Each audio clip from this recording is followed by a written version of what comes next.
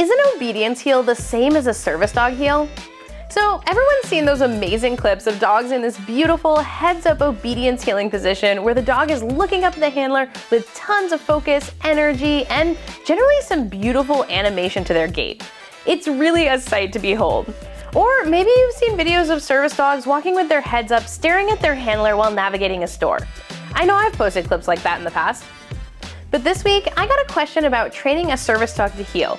And this person asked if the obedience heel is the same as the service dog heel. So today we're going to dive into the similarities and differences that you may find when your goal is service dog work versus obedience style heeling. We're also going to talk about how eye contact can sometimes be used as management and how a neutral head position can sometimes make your heeling just fall apart. So we'll talk about preventing that as well. This person also asked if I do box work or pivoting work with service dogs as part of my heeling training. So I'm going to cover that too, as well as give you some resources that you can use to teach your dog to walk with you in heel position. Lots to talk about today, so let's get started. Hi, I'm Laura from Doggy-U, and I'm a certified guide dog trainer, service dog trainer, and trick trainer. And today we're going to be talking about the service dog heel. When we're talking about training a service dog, we're going to be training each individual dog to meet the handler's needs. And one of the needs most people have is to have a dog that can stick by them while they move about their daily lives. So generally, we want to teach our service dog to stay in a nice heel position while we're working with them out in public. We want their shoulder and front leg to be loosely in line with our legs, and we want them to be near enough to us that we're staying connected and can navigate narrow areas together in public. Now, of course, there's certain tasks where we might want variance on this position, but this is the general position most service dogs will work in. But then the question is this picture that I just painted the same behavior as an obedience heel? Do we even want a flashy obedience heel? Let's discuss. While a heads-up style of heeling looks super great for social media, the reality is it's not the way that most service dogs travel through the world. Most service dogs walk with a neutral head and neck and only look up at handler to voluntarily check in or when asked. So if the heads-up heeling behavior looks so much cooler and flashier, then why wouldn't we want our service dog to look up at us all the time and look super cool and flashy and engaged in public? Reasons we don't want a sustained heads-up eye contact heel. The first big reason is short-term versus long-term behavior. When you see these dogs doing these beautiful and fancy heads-up heeling behaviors, you're seeing dogs that are required to maintain that position for a max of 10 to 15 minutes. Max. And they're generally bred to be able to travel in this style of animated heel position. And they also work up to being able to sustain that 10-minute duration. But a service dog doesn't work for 10 to 15 minutes. They could work for multiple hours at a time, for instance if you were out at the mall or running errands.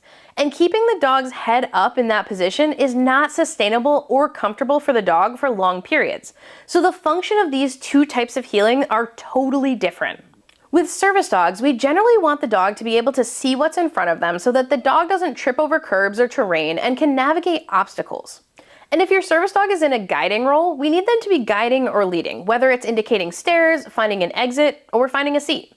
Those things are not possible without physically looking at the environment around them. Another reason we don't want a long duration heads-up heel is that it can create body imbalances from constantly looking up to one side. Service dog handlers tend to work dogs on one side predominantly. Long-term, looking in one direction for a very long period of time might cause muscle imbalances. And finally, we're actually looking for economy, the most efficient and comfortable way for your dog to move from point A to point B, because many of our dogs are working with us all day long. They need to conserve mental and physical energy. How can we help them do that? By not requiring a position that's not their natural way of travel. And I want to talk about one more thing here regarding eye contact. But before we do that, can you let me know you're enjoying this video by heading on down and booping that like button? Doing so positively reinforces me for making these videos and lets me know that you want me to make more of them. All right, back to eye contact. Eye contact in and of itself can also be management.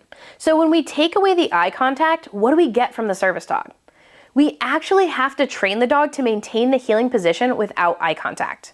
Eye contact is management because you've essentially taught an incompatible behavior, meaning the dog can't sniff and stare at you at the same time.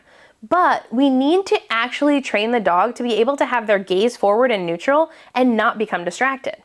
Service dog handlers who only train the obedience style heads up eye contact heel often find that the dog falls apart if they aren't 100% focused up on the human.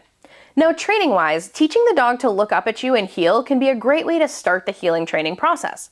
But at a certain point in training, I actually transitioned from rewarding for eye contact to rewarding for maintaining physical position next to me, regardless of the position of the dog's head, as long as it's not sniffing the environment.